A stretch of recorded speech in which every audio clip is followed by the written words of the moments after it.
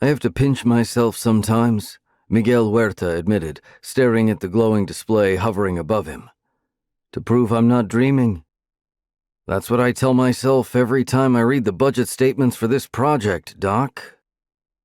Huerta glanced at the Air Force officer sidelong, the corners of his mouth turning down at the man's cavalier attitude. The fact that Albert Brent was a colonel rather than a general wasn't a reflection of the importance of this project, but rather its secrecy, though sometimes he wondered if Brent realized that. Brent looked young for his rank, without a trace of gray in his dark brown hair, though that might have been genetics.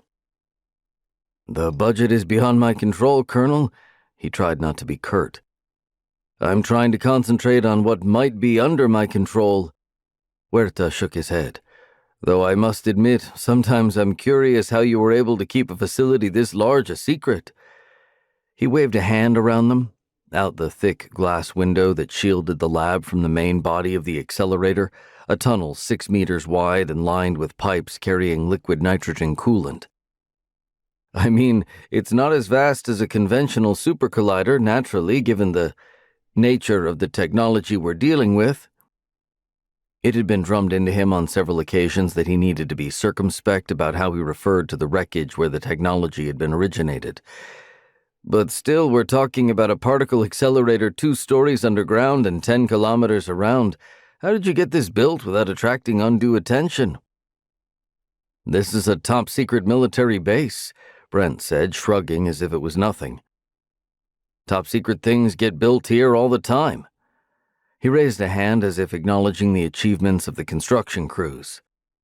The dig was done in small sections, and even the military crews doing the work didn't know what the final design would be. Huerta wasn't surprised.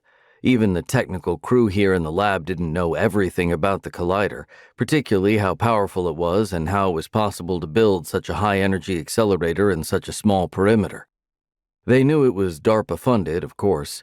It was hard to miss the Air Force security police guarding every entrance, the cameras, the badges, the NDAs, but they'd all worked for the Department of Defense before, all gone through their clearances and, as far as the government knew, had managed to keep their noses clean. Jenny Hanrahan shot him a confident smile. The woman was dressed in her typical flannel shirt and jeans and looked more like a barista to a small-town coffee house than a particle physicist. Huerta tended more to a suit and tie, but he'd long ago given up trying to enforce a dress code on his research staff. "Capacitors are near full charge, Mike," she told him.